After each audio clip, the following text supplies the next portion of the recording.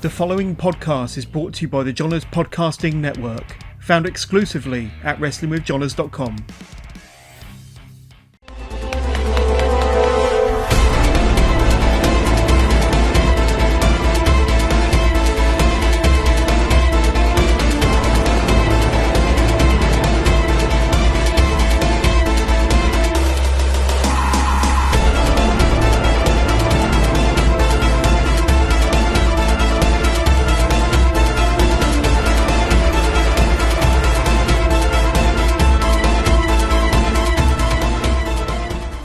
Welcome to this week's Work the Left Side. I'm joined by HT Drake this week, so I'm back up in the northeast. Hooray! Just sit down, have a chat, talk about British wrestling, a lot of his matches, what he's got planned for the future, a bit of an exclusive regarding what's coming next for him.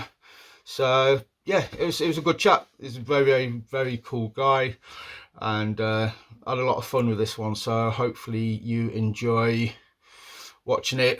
As always, give us a thumbs up if you liked it. Leave a comment, and let us know what you think. I'm trying to be more interactive on here, so leave us some comments. Also, I'll try and reply back to them, or hit us up on Twitter and stuff. So look in the description as well for more information on the exclusive after you've obviously watched the video and you know what it is. Then that's it. So give us a like on Facebook, follow us on Twitter. I'll try and post the links into the video. So enjoy. Thank you for watching as always, and don't forget to hit subscribe and share the channel, share the page, let people know that we're here. So awesome. Thank you very much. Goodbye. Welcome to this week's Work the Left Side. I am joined by the awesomeness that is HT Drake. I'm back up the northeast again. So how's it going, man? You all right? Yeah, I'm not too bad. Yourself? Yeah, man, I'm all good. Obviously making the northeast connection. I actually been doing my rounds up there at the minute. I've spoken to Biggs, Kirkup, Roxy, now yourself. So I think that speaks volumes for the scene. You know, it seems to be flourishing at the minute. You guys are absolutely knocking it out of the park up there. Yeah, it was dead for a long time, but it's definitely alive and kicking now. Well, when things are allowed fully back, but yeah, it's definitely kicking. Yeah, that's it. When the Global Bastard has done one completely, things get back to normal. Like I said, I discussed it with, obviously we kind of touched upon it with the other guys and girl, sort of like how the scene went down a little bit, and then, but yeah, you've come back absolutely pounding it so far, and you've got so many. You've got probably 3 or 4 really good promotions up there, and probably some that I haven't heard of. Yeah, well, we're actually one of these. We're actually quite flooded in some ways because there's a lot of much smaller ones as well. I think I did a head count recently. There's like 13 or 14 different places that run every so often, but there's like 4 major ones. Yeah. So, obviously Prime is quite a new one that I've seen started up there. Mm-hmm. Obviously you was involved in that.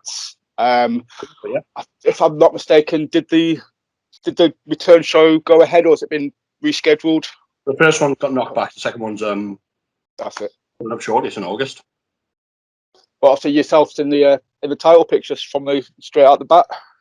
Yeah, there's a tournament going on. However, I think that tournament's been cancelled or been reshuffled. So I know my match was originally part of that tournament, and it was like 2-3 ways and then a singles match. The first champion. It was you and Slater against Biggs, wasn't it? Yeah, it was me. It was me, Biggs, and Slater, I think. Yeah, it was me. Yeah, me, Biggs, and Slater. And the other side was Shreddy, Zane, and what else was it? Lion Kid. Yeah. Oh, that's good, because I was looking forward to seeing that one whenever it sort of kicked off. So hopefully, they can come back and have some sort of version of that. Because obviously, being a Leeds lad, I know Slater. I've seen his work. I've obviously seen your work regularly at Tidal. But yeah, obviously Liam was the hometown boy here. So, and after speaking to Biggs and doing my research on him, That match, yeah, generally sort of intrigued me. Seeing you three guys in the ring together, I thought that could have been a potential absolute blind. First one on the show, so I think we're looking to do something a little special, hopefully. So awesome. So obviously, yeah, I mean, obviously I've jumped straight at the deep end then talking about the new shows. We'll do like an origin story. What got you into wrestling in the first place, man? What was it that sort of got you excited about it? Was you were always a fan as a kid? Is it something you grew up wanting to do? I got into it till I was a little bit older. I didn't really get into it. Like, a friend of mine had it on Sky and stuff like that, but I didn't really watch it. This is kind of the later stage of full Shawn Michaels kind of era. And then I got into it mainly in high school because a couple of friends were messing about doing it and stuff like that. And then I ended up watching stuff at their houses and whatnot. And that was very much Attitude Era kid. But we were obviously too cool. So we watched ECW and things like that when we shouldn't be because we were too young. But, we were that cool, obviously. The kind of kids who would hunt out Noah matches and all that kind of stuff instead of watching WWE. But we were mad into the Attitude Era as well. But yeah, so side. Usual, absolutely, definitely, obviously didn't do backyarding, even though I blatantly did. And then found a local school that did it somehow, which was quite difficult to find information back then. And then started training for them, and that was through a company called IWF. Yes, A long time ago. Assassin was kind of the main guy there. Yes. Yeah, when I was doing my research and stuff, obviously I've looked through, went onto Cage Match, looked through all your matches and all the people that you've been in the ring against. Inaccurate for me, woefully inaccurate. I figured there'd be more than that. Obviously, I know they only kind of cover. I know there'll be some promotions. My first ever thing was as Brother Drake in Germany. I can shatter the rumors that is 100% bull. Yeah. I've never done the Brother Drake or in Germany. So in case of missed identity, then you've got a twin. His name. Jesus. I'll come back to that in a second. Though I've just whilst it's in my head. Dean Ormock tweeted something recently about the holiday camps, to which you acknowledged and you praised that scene very highly. Sort of making you the guy that you are, and sort of it helping develop you. Yeah, I would say kind of turn me from a terrible wrestler into a mediocre one. So that's a good upgrade. But yeah, before that, I had done wrestling for a long time. Like, I had my debut, I think, in 2000, maybe 2001. I can't remember. So it was a long time ago. And I did it on the side whilst doing jobs, went and got an education and all that kind of stuff and whatnot. Went and got real jobs, decided I hated all that. And that the holiday camps through All Star was what allowed me to learn the trade properly, and then actually allowed me to go full time as a wrestler. So that's one of the things I praise it for. And like the people I was in with, it's insane how good the people are that work for them and have been through the Butlins camps and the Havens and stuff like that. People can knock it all they want, but you can't find people who are better trained or more experienced than the people doing that. Yeah. A lot of massive wrestlers who either wrestle for WWE or have wrestled for WWE have come through there at some point. Loads of them. Brian Danielson was one of them. War Machine went through there. They did a run or two on the camps and loved it. Loads of people. It seems definitely like you got a vibe of just like working together kind of thing. Like sort of said, you get to iron out things that you want to work upon, and it's a different environment as well. I kind of presume like the pressure's off you because they're there to see it because it's there. They haven't actually paid to come see you, so you can have a bit of fun with it as well. It's one of those things. It's excellent for, especially when you're starting out, because every crowd has no idea who you are. They have no idea who you are. So you have to sell them a full story, start to finish, every time. So you can't rely on, going into a place and, I'm the hometown guy, they know who I am. No, that's not going to happen. Kids in the Butlins don't know who you are. They just see if you've got if you come out and you're nice, they'll be happy with you. If you come out and you're horrible, they'll be horrible to you. So it's a real good way of getting the basics down and learning when to react with the crowd, when to change things, when to time things and stuff like that. It's massively beneficial for for all of that. But one of the things is you're often wrestling the same guy, like, 5 or 6 times in a row. Yeah. The good thing about that is once you've learned what each other's do and stuff like that, you stop thinking about the moves and stop thinking about this, and you start thinking about everything else that matters, and it turns you from something quite wooden into an actual, wrestler. Yeah. That's the difference. And you're often in with somebody massively experienced. My first run, I was tagging with Sammy Adonis, who now works in Mexico. That was my first run on the All-Star camps against two Italian guys who were extraordinarily green. Well, what was that? So I actually ended up having to look after somebody in my first week there, which was a bit odd. But I had Sam, so obviously he knew what he was doing. Yeah, so he's kind of looking after you while you were looking after them, kind of thing. Yeah. Well, obviously, he was leading the whole thing, but then it was like, my God, these guys are really green. So it's a learning curve, isn't it? Like you sort of said, it's just.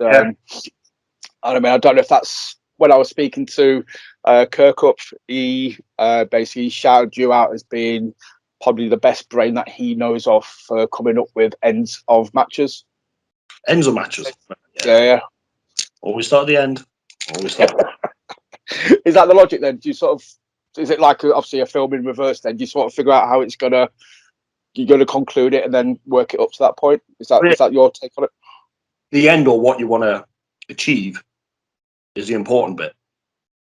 So a lot of people get lost in, I want to get this in, I want to do that, I want to do whatever. If it doesn't match what you're trying to do, you're just doing it for the sake of doing it. Make a lot more sense if you have things lead up to the story you want to tell at the end, or the outcome you want. So you start at what your aim is, and you figure out your goalposts to get to that aim. Yeah. Who do you want to put over as a result of this match, or what story do you want to tell? What's the next match going to be, or ties into the finish? A lot of people just start throwing stuff in and oh God, we're miles away from where we need to be, and or more often they go, we haven't got time, we'll just do it, and then we'll figure out how to get to that end bit somehow. Whereas if you start at the end and work back, it's much, much better. Awesome. Well, there you go. Anybody who's listening, that wants a little bit of knowledge. That's the way it's done. But yeah, Kirkup was very, very I think complimentary of your wrestling brain. So I'll let you soak that in. So yeah, obviously go through the All Stars as you mentioned, but looking through the matches on Cage Match that I'll presume are correct. The list of people. The list of people that you've worked with in the UK is mental. I mean, you've literally been in the ring with the who's of names. You've got your Joey Hayes, Mastiffs, obviously Rampage, Liam Slater, CJ Banks, and Chris Ridgway, and numerous other people, Martin Kirby, and yeah, it's just you've obviously faced Angelico and Jay Lethal, just to name a couple of imports as well. So Chuck Taylor is in there as well. Chuck Taylor Ricochet's in there as well. Soldier. Yeah. To be fair, a lot of them came through Tidal. Tidal had a spell where they would put me in with loads of really good guys like Dalton Castle and people like that. It was just really good. But no, it's you had a couple obviously when WCPW were kicking around up there. So it's the Jay Lethal Angelico matches. Yeah. WCPW had a lot of really good stuff going. I think it was quite a shame with them because it was basically the YouTube stuff that killed them, unfortunately. But but that speaks volumes for you. Obviously, well, again, speaking from the outside, I would presume that they would look at the most consistent guy, the most reliable guy to put in the ring with somebody coming from abroad, so we don't look bad, kind of thing. They're coming over here, right, we want to put somebody in the ring that knows what they're doing, that we know can have a good match with them. Obviously, I guess that was that's where you came into it. They weren't available, so they just went for me instead. So dude, I'm trying to be nice. I'm trying to sort of, but I mean, what was a strange environment. It was kind of like there's some mad booking going on there, and then every so often they'd strike out the gold, But yeah, it was a mad place. The guys who run it, obviously, when they first started, they had no clue. They didn't know their arse from their elbow. But they started to learn as it went on. And then I think you can actually see a big shift in thinking when they went to Defiant. We're like, right, we haven't got a big pot of money here. The money was significantly reduced. And they started like pushing and relying more on local guys to build up. Like a brilliant example is Benji. Like Benji, nobody knew who the hell Benji was when he first started Defiant. But by the end of it, he was like a tippy top babyface who just won some tag gold. And like they built him from like plucky underdog to major attraction. You know, he's not a big import. He's not, costing them the world and things like that. But they turned him from, an unknown into somebody that people wanted to see every time. But I suppose that's using the imports right. If they sort of got the rub onto Benji kind of thing and then made him a star in the audience's eyes. And then, you've invested a bit of money for the future. It's like, right, okay, now this guy's the future.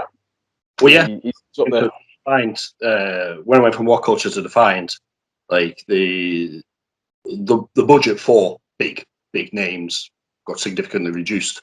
And they started to realise a couple of things that had worked, like they'd done it with Gabriel Kidd before that, where they built him, and then when he finally won his first match, it was a big, massive pop, big deal.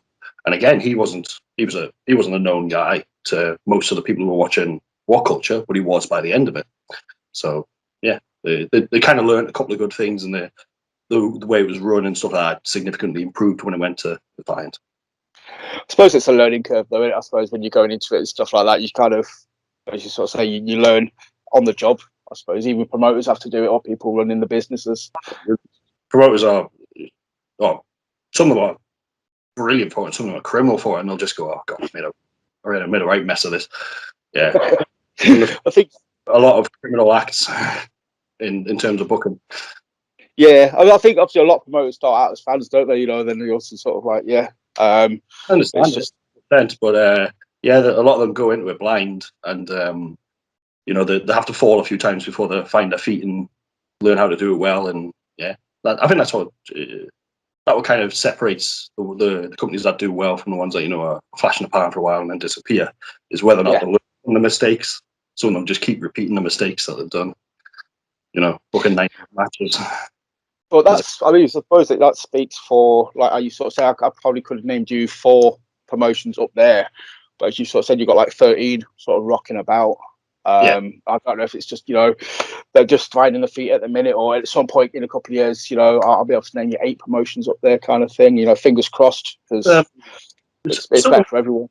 Some of them are just like little projects that are kind of like will stay little, or they're like, associated with schools or something like that. So that's probably why you're not as widely advertised, basically. So probably why I wouldn't know them. But some of them are just, things where somebody's tried to run something, tried to go far too big, far too early, spent loads of money, lost it all, and then went, oh well, guess I'll not bother then. And then just walk out. That's it. Another 8 months and try again. So we'll see. Yeah, I think we've had a few of them in Leeds. So I've seen numerous promotions kind of pop up and go again around here, which kind of leads me to Tidal, which has always kind of been the consistent promotion from me around here. Tidal's always kind of delivered. It's had various venues, but they've always put on a good show, and they've always kind of got the talent in, but also built talent as well. After guys like yourself, Sean Only, Liam Slater, and guys like that. When I first started going to Tidal, I knew of, but I wasn't overly familiar with. But by the end of it, I was like, "Yep, okay." As we were saying before about Benji, like I found myself looking forward to like the Liam Slater matches or the HT Drake matches or the Sean Only matches, because it's like, okay, now I can see these characters developing. They're not just coming in for one-off exhibitions. That's what got me. That's something which I'll give Tidal a lot of credit for. When they get a couple of their core guys, they're very loyal to them. They run with them, and like I said, like Tidal gave me, when I was kind of just getting into the main shows, they gave me a run of like basically all the imports that they were getting in. They were putting me in like with Shane Strickland down Castle. I had a 4-way with Ricochet, Chuck Taylor, the luchador who will now no longer be mentioned, and myself. So like And that was obviously a big opportunity when I was only full time, like a year by then, and they were throwing matches at me. So yeah, it was really good a title, and that was just because I'd helped him out. I was loyal, and then he was loyal back to me, and that was it. So yeah. So, and obviously you beat Rampage at some point in the after that as well. You never really beat Rampage. You always come out with something, but yes. I'm gonna absolutely Baltic in that venue that day because it was a death. The heating had broke. The crowd had turned up. They were all in coats, and then me and Rampage have to go out. Obviously, not wearing very much. I remember the first time he hit me on the back. I was looking for my contact lenses. I do not wear contact lenses, but my God, it took my breath away. In that chill, it was horrible. But yeah, I can't even. Fun. That's what wrestling is, though. You soak it up, and it's not ballet. Come on. Yeah, I'll always remember that match because when you're breathing heavily, you can see your own breath, and you're like, "Oh God, this is everything. Everything's gonna sting." But yeah, it was good. Well, I'm going to mention Rampage because there's, especially up in your area, a few people that I've spoken to have kind of credited him with helping to elevate a lot of the guys up there, kind of thing, or a lot of the guys and girls up there, kind of thing. I don't know, obviously, how. I know you've worked with him in Tidal. Not sure how much interaction you've had behind the scenes. If you've done classes with him or stuff like that as well. Rampage is kind of like main contribution to the scene up here was that prior to him moving up here, there wasn't really a super credible school. There wasn't anywhere with like somebody who'd been there and done it. There was a couple of good guys who had schools, but there wasn't anybody of his kind of caliber. And then he came up, opened a school, and that's where a lot of the guys that you now associate with the Northeast scene all went through his school. Like myself, Benji, Shreddy, Rory Coyle, Connor, Zio Knox. There's a couple of guys coming up through it now, all came through his school. So like that's the kind of main contribution. So I'd credit him with taking me from somebody who did matches and wrestling every so often, trained me up. He had a big hand in me getting onto the All-Star camps and stuff like that. So he's had a massive influence on my career and basically helped me go from being around it to living through wrestling, if you get what I mean. Or making a living through wrestling. I don't live through it. I'm not one of those. You don't have to do a 9 to 5 anymore. That's the good thing. No. Exactly. I also when I say like I don't live through wrestling, I'm like, people always expect like, oh, he's a wrestler, you'll have phenomenal wrestling knowledge. Like, I haven't got a clue. You stick me on a wrestling quiz and you're screwed. I haven't got a clue. Oh, really? Like if anybody says, "Oh, what was the WrestleMania event for WrestleMania 14?" I haven't got a clue. I couldn't even tell you vaguely what era that was. All I know is 17 was Rock Austin, and then apart from that, that's the only one I know. That's it. 14 was Michael's Austin. There we go. I remember that one because Mike Tyson. That was one of the ones that got me back into it. That's the only reason I could tell you that. Describe as one of them. So one of them that never got stuff. I haven't got a clue. I can do a wrist lock.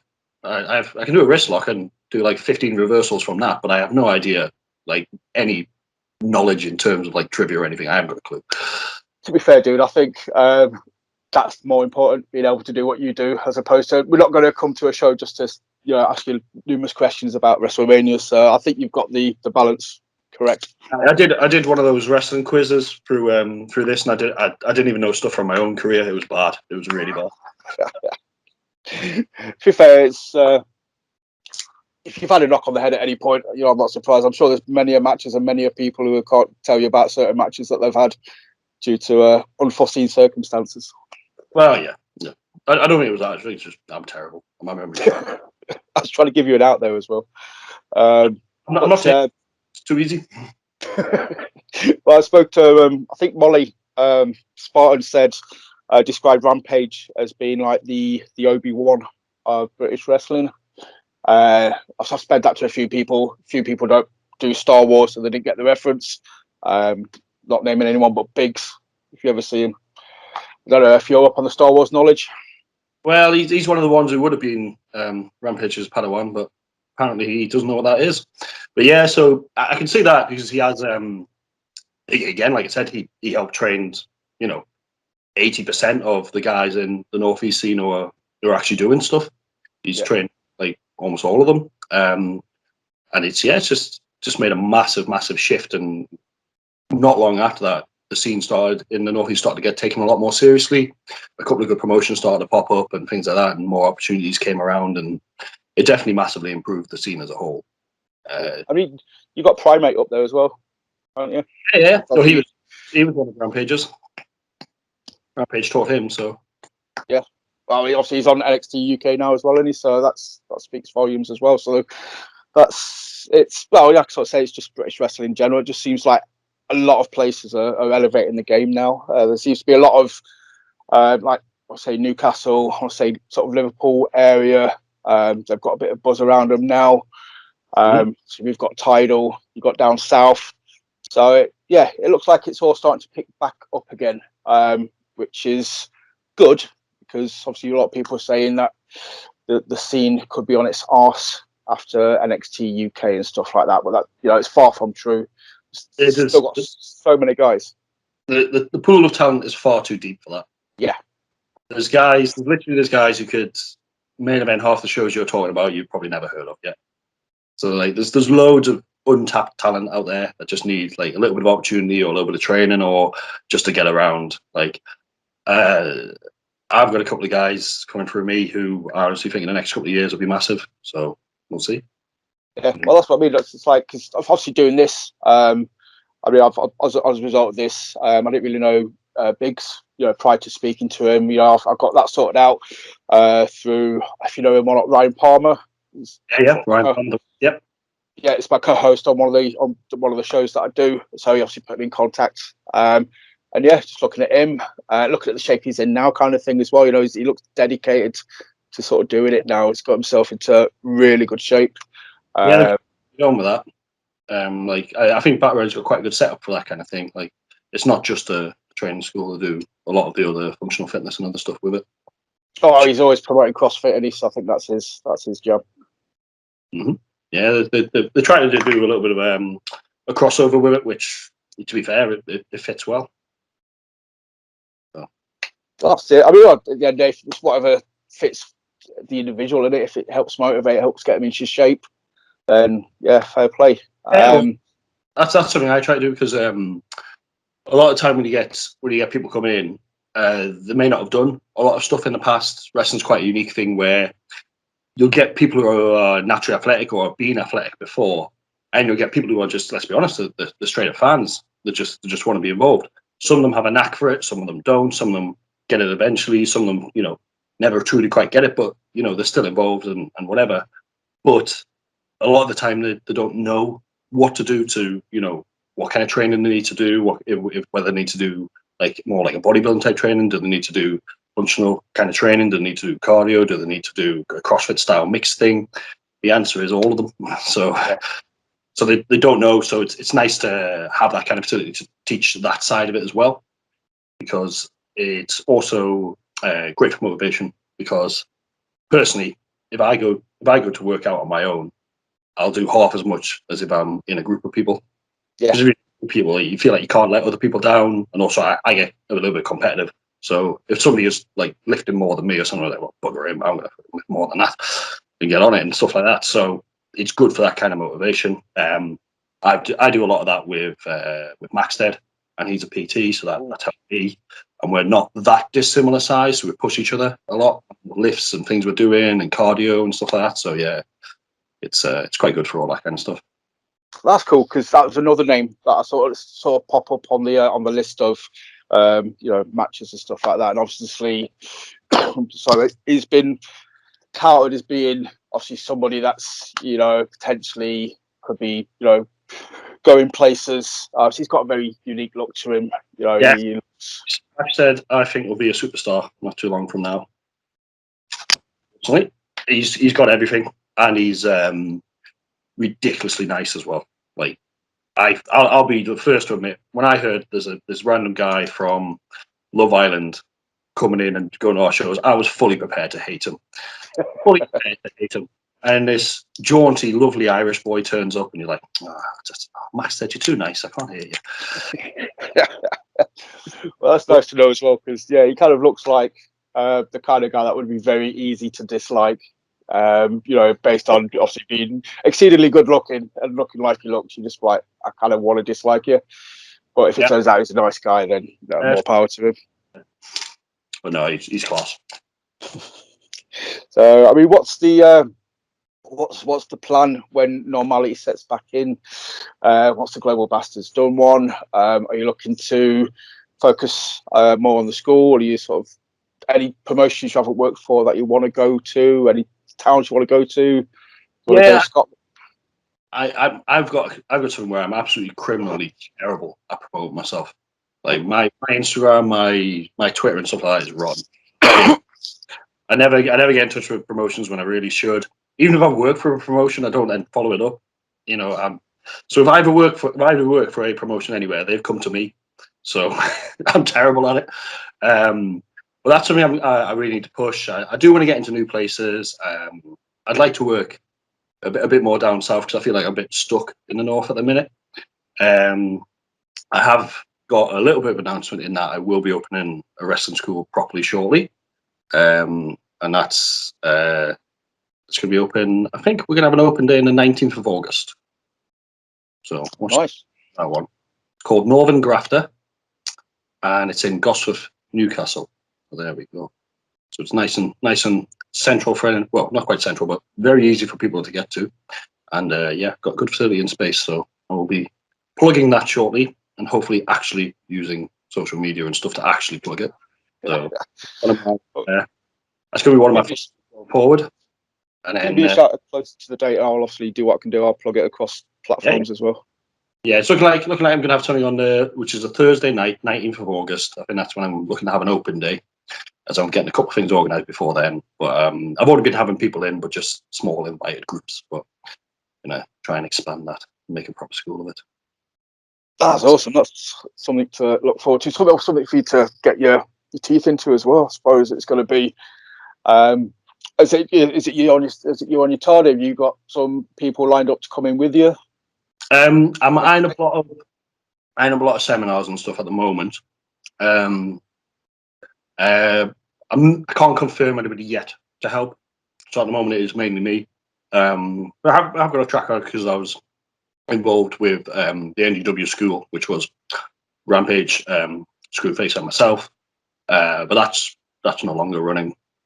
So yeah, I have got a bit of a track record with it, and I've got some people coming through the school who have made big improvements over the last few months, and I'll get some shows. So we will see. Nice. So it sounds basically like the as good as the Northeast is at the minute, it's just going to keep going strength to strength because this one's a bit more Newcastle based, so it should be a lot easier for people to get to, things like that. So it'll be good. Awesome. But yeah, like I said, man, just keep me updated. I'll do what I can do to try and sort of plug it out and about as well for you, kind of thing, help spread the word.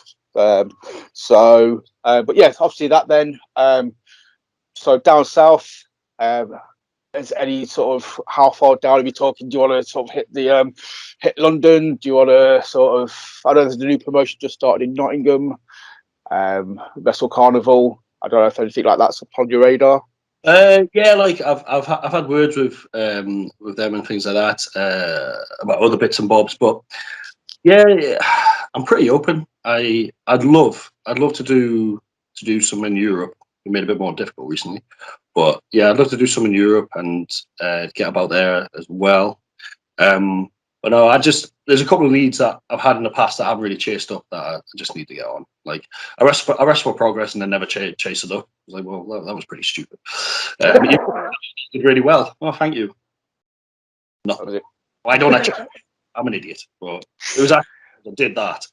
I did that wrestling for progress, and then had to quickly drive down to Tidal to do a different match. So yeah, didn't have time to chase that up. And then by the time I'd done that, I was like, oh, it's a week later now because I haven't bothered chasing it. Oh well, whatever. How do you find? I've again spoken to a few people who love being on the road. They love traveling. They love being in cars with other people and just telling, like soaking up knowledge or telling stories, kind of thing. How do you find it? Some people like it, some people don't. I mean, some people just will sleep. People who say they love it are lying to make it seem more romantic. It's the travel is the single worst bit. Everybody knows that. I mean, if you're in a car with like fun people, it's great.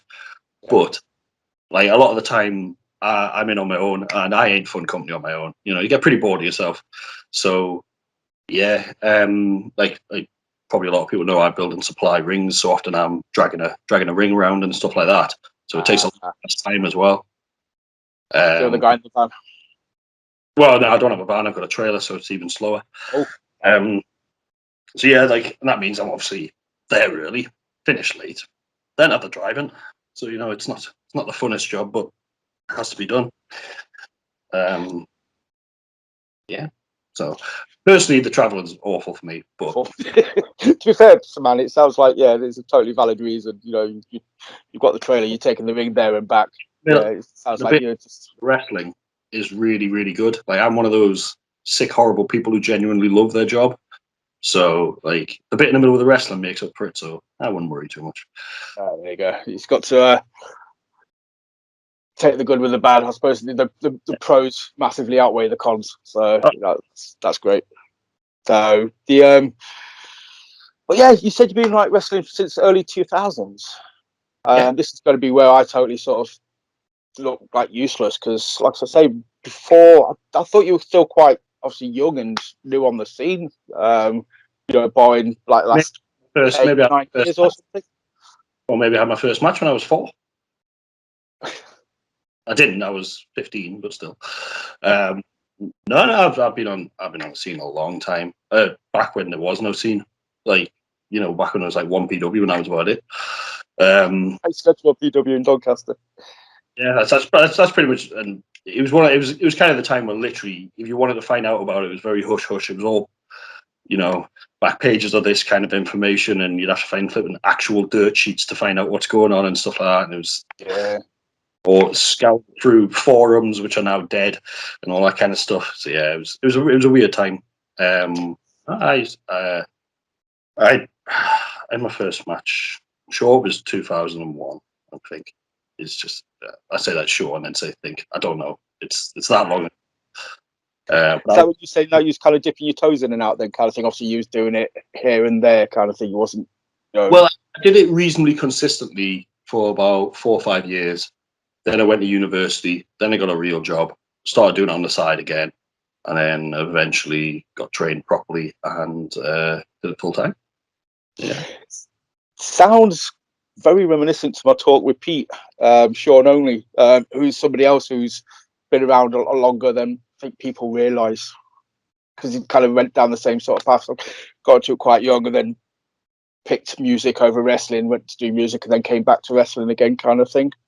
yeah, possibly. I know he's older than most people think he is, although he probably doesn't want to say that. But yeah, so I had like a kind of maybe like a 6-7 year gap of getting like a real education and all that kind of stuff and a real job, and then realizing that all that was bullshit, and then get on with the actual job of rolling around in my pants. So that makes me feel better. Then I was going to say, because I was just seriously questioning myself. It's like, how did I not know of you before that time period? But yeah, I would say if you was off the scene for a little while, I'll give myself an excuse for that one. I'll give myself a pass. But I also wrestling under a different name and looked extraordinarily different to the way I look now. So even if you might not know, yeah. I used to wrestle under originally Hal Kohash, then Kohash McQuaid, then Tyler McQuaid. And for all of those iterations, I basically looked like an 80s hair metal rocker. So awesome. Did you have a mullet? No, you had a mullet. Damn it. I had long ass hair basically down my arse. Nice. So, yeah, dude. Tyler McQuaid, the rock and roll renegade. Don't mess with him. Doesn't matter. Right, that's my mission now. I need to find some pictures or some video footage of these old days. CRW. Is that what it's on? Right, that's it. That's my mission tomorrow. When I get bored at work, I'll CRW. Those were the main two, to be honest. So there you go. Nice. So obviously, I saw on social media you weren't able to make Tidal last night, but I'll take it you're coming back for the next show, or at some point in the future you'll be back. Yeah. That was just an extreme series of unfortunate events as to why I couldn't make that show. Kind of ended up stranded in Manchester from Saturday night through till most of the way through Sunday. Managed to get my uncle to come along and drag the ring to the show so the show could actually happen. Whilst I was stranded in Manchester with a dead car and a hotel that had cancelled on me, so I had to sleep in the car and all that lovely stuff. And that was after doing 2 days for TNT, and I was just at least stinking. So yeah, it was not a good time.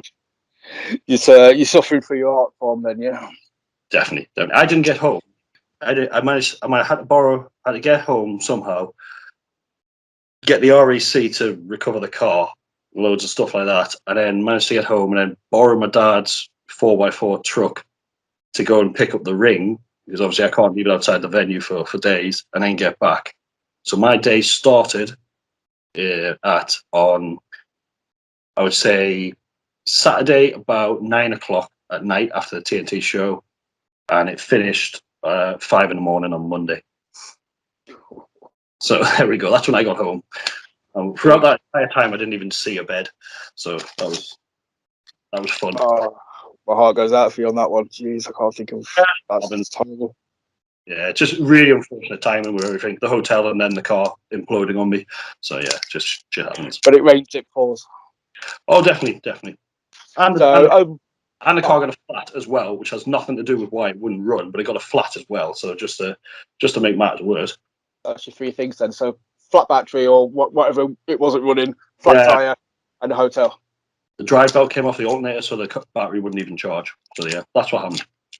It was a flat battery, you can just bump it and you're away. But because the belt had gone on the alternator, doesn't matter even if you charge the battery, whatever, it's just going to deplete the battery, and it's not running the water pump, so your car's going to overheat anyway. So you don't want to do that. No. So you said you performed at you worked at TNT. So obviously you've been back in front of an audience now. Oh, I was. I didn't perform at TNT. I was at TNT. Weekend just gone was all female, so I do not have the correct equipment to perform. Fair play. But no, like TNT do a lot of death matches, and they really like my wrestling ring, so I do a lot for them for that. And like all the weapons and stuff like that, I make most of the weapons that they use. I make a lot of the stuff, like the trophies they have and stuff as well. So like they had like this Total Carnage saw blade trophy. For the trophy, I'd made that for them and a couple of other bits and bobs. So yeah, and then so they just get me down to do a lot of that kind of stuff and whatnot. That's awesome. So not only just awesome in the ring, but all the other stuff that kind of goes with it as well. The accessories, the weapons, the trophies, the ring. The one-stop shop.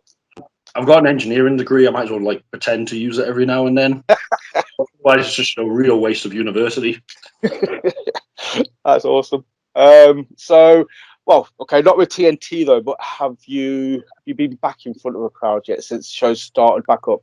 Yeah, to be honest, I've only actually done one proper match back in front of a crowd. It was Rise. It was a couple of weeks ago, wasn't it?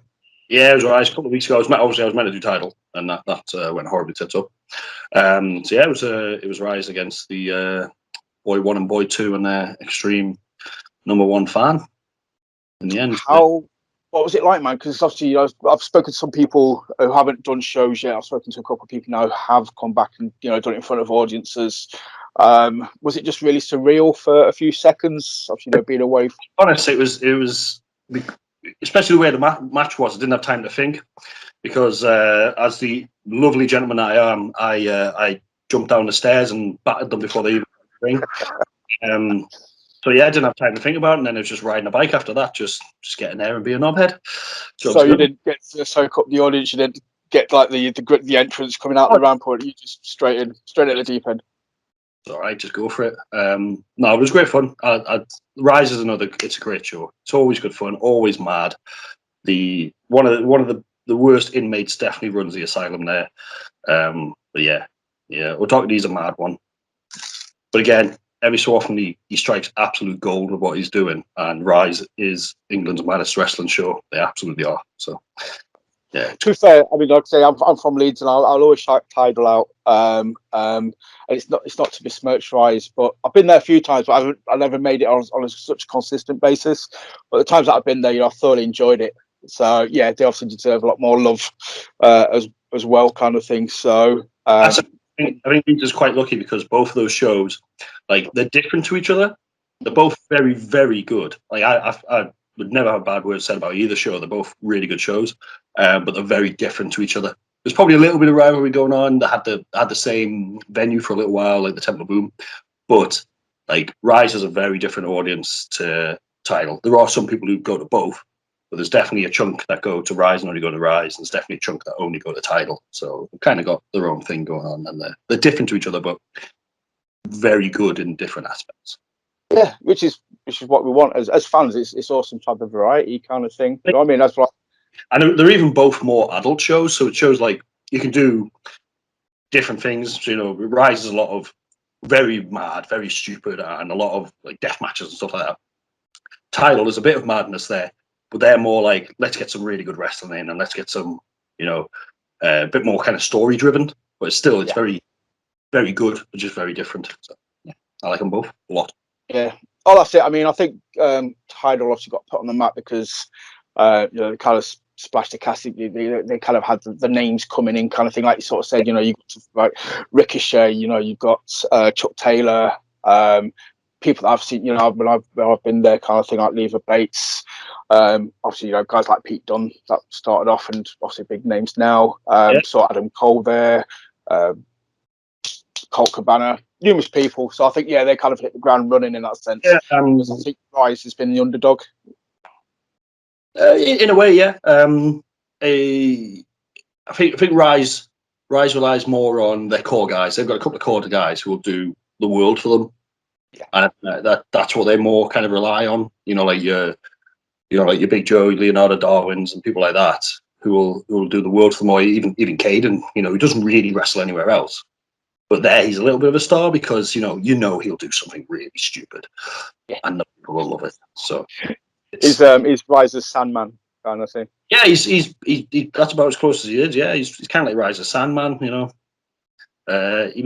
doesn't wrestle many other places, but he's like really good friends with the promoter, and he's just a guy who just likes to get in there and do some stuff. Bless him. I've known him for years as well. So he's the suicidal youth. He's still suicidal, less of a youth now, but he's still suicidal. Suicidal and middle-aged and crazy. Also. He's not quite Sabu yet, but he's doing all right. Although that wasn't Sabu. That was Funk. That's the one. So yeah, man, it just seems like it's a mental time. So say you've got all these promotions going on.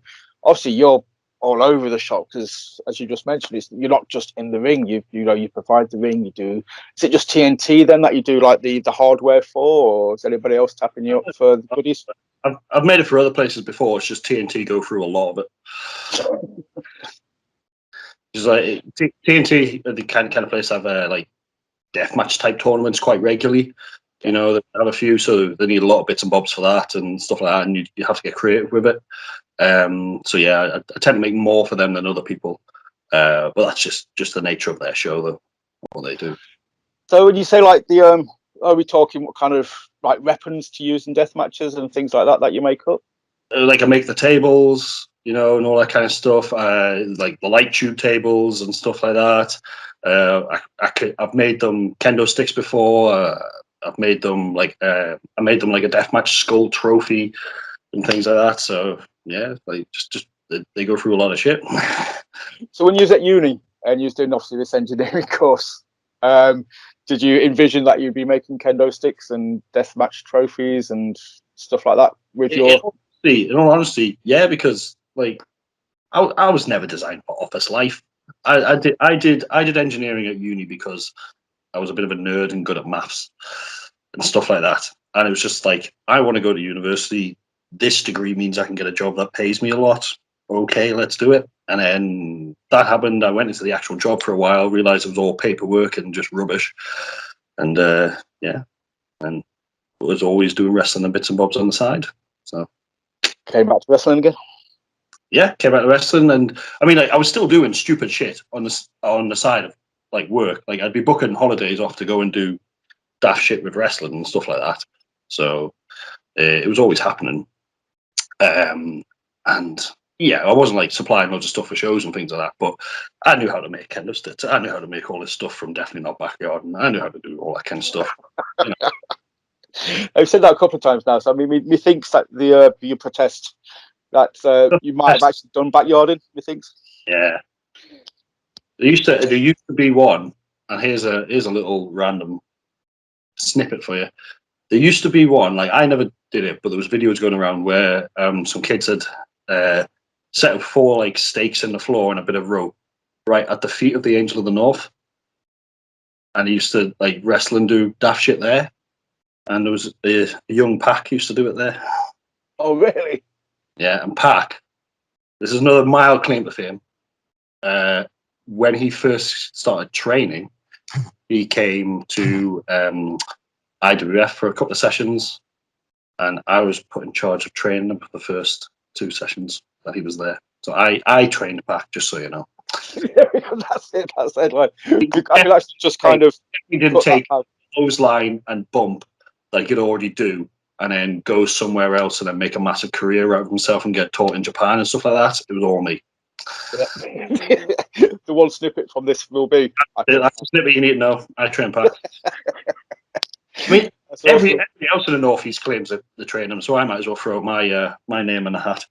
But no, obviously he plied his trade all over the world and became what he is today. But yes, he had humble beginnings.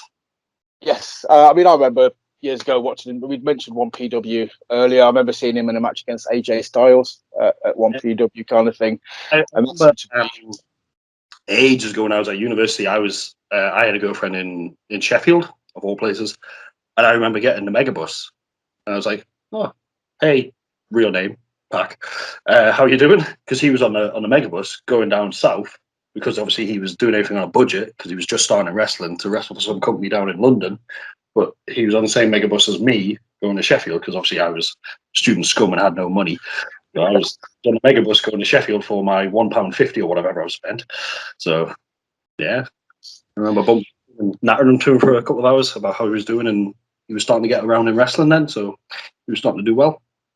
That's awesome. I can't even imagine, like, yeah, just probably he was obviously a lot more clean cut then and looked a lot more young and less scary.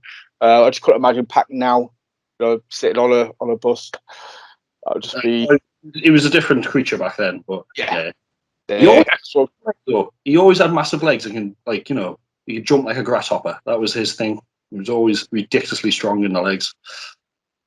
Do you watch wrestling on TV, or do you just participate? I mean, do you watch? Do you keep an eye on him on AEW? Do you get a little bit of a laugh when you hear him putting promos on? Short answer is no. Like I see so much wrestling live. I watch the occasional thing here and then. Like the last thing I watched was AEW, where it ended in the exploding. The sparklers. Well, what I'll describe as a cake at an Italian restaurant. But yeah.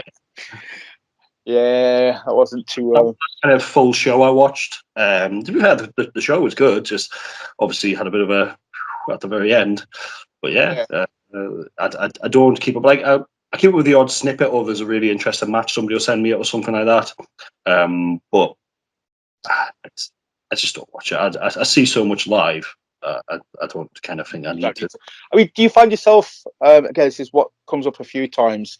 Is I don't know. I've always kind of thought like I know some guys who like proper love it and they'll just watch it non-stop and then go and do it. And then other people are like, no, I do it for a living. I don't want to, watch it when I'm not doing it myself, kind of thing. Or you find yourself sitting there critiquing it. Yeah, you do find yourself critiquing it and stuff like that. I mean, I've got no qualms with watching wrestling. I still enjoy it. It's just one of those things. Like it doesn't crop up. If I was with friends and they wanted to watch something, yeah, I'd watch it with them, no problem. But it's not something I'll do off my own back. I do a lot of other random stuff. Like I do a lot of training. I do a lot of like weight training and stuff like that myself as well. I do a lot of other stuff, like help my dad do with bikes and cars and things like that. So I've got a lot of time thrown into that kind of stuff as well. So time to sit down and watch, a 3-4 hour wrestling show is pretty rare. Yeah. So yeah.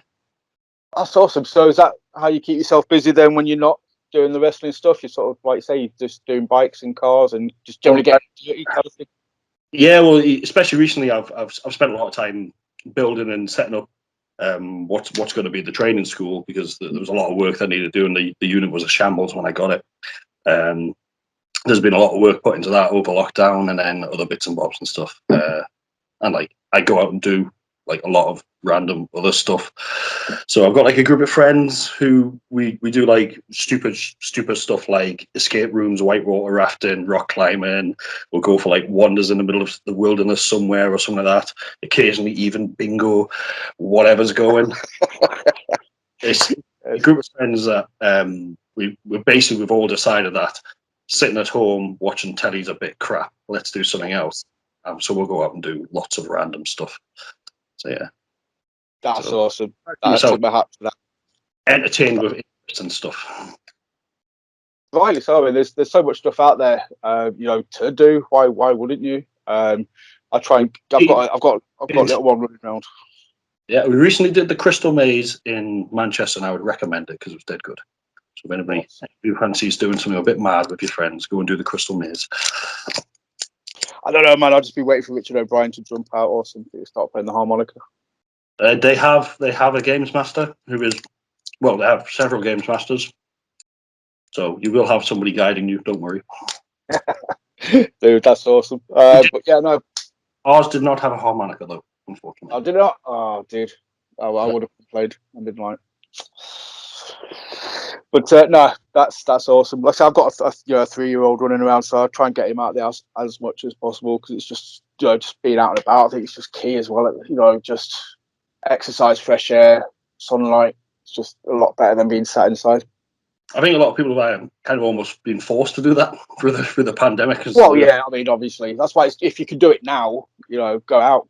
Yeah. Whether take advantage of it. Vicious Rumour, we live in quite a pretty country. Use it. Yeah. No, definitely.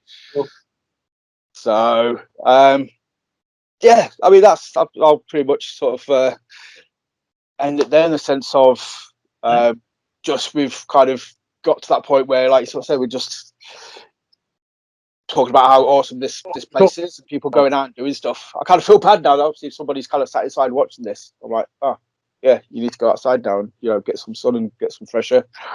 Just go and have a walk. Instead of at night, in which case maybe not, depending on which area you live in. Yeah, go have a wander. It's good for you. Exactly. Get some fresh air. Go for a walk. As I said, man, I didn't want to keep you on for too long, because I say like you've got a million and one things going on at the minute, especially now you've mentioned the school and stuff. I know that's going to be taking up your time. So thank you so much, dude. Especially again, now I know how busy you are. Thank you for sitting down and talking to me for like an hour about stuff. No problem. Well, I hope it does well, and keep that 3-year-old entertained. And that's the only time I could do it, because I'm basically running around like a crazy fool all day if I'm not working. So it's I've been kicked into the kitchen to talk to you now that he's in bed. So I will be. Nice cupboard door. Nice cupboard doors you got there. Yeah, I'm trying to hide them. So if I see it here, it might look like a wood board or something. But you've got a handle to your right, giving it away. So. I can't see what you can see on my screen. Okay, fair play. My bad. I should know that. I'm just going to get a big towel or something. I don't mind. I've got 2 things which definitely aren't my mother's old Tivoli posters. I've been trying to clock them whilst I've been talking to you as well. My eyesight's that bad. To see them, I'd have to get up like this. They're heist. Yep, there's some old frame posters from Tivoli, which is some carnival something. One of them's from 1984, 81 even. So there you go. Nice. So, dude, do you want to do any sort of plugins while you're here? I know you said that you've been pretty crap on the socials, but do you want to give people an indication of where to find stuff? Or if anybody would like to follow me on socials, that would be fine. For most of them, I am Drake Wrestler. And keep an eye out for Northern Grafter, which will be a school, and the socials for that are Grafton, Northern, for both of them. And then there'll be an email and stuff like that. But yeah, anybody fancies giving wrestling training a go in the northeast or in around Newcastle, hit me up. I will actually respond to emails and things like that. So see what happens. Yeah, I'll put everything in the links as well, dude. So yeah, generally, mate, it's been absolutely awesome. Thank you so much for talking to me.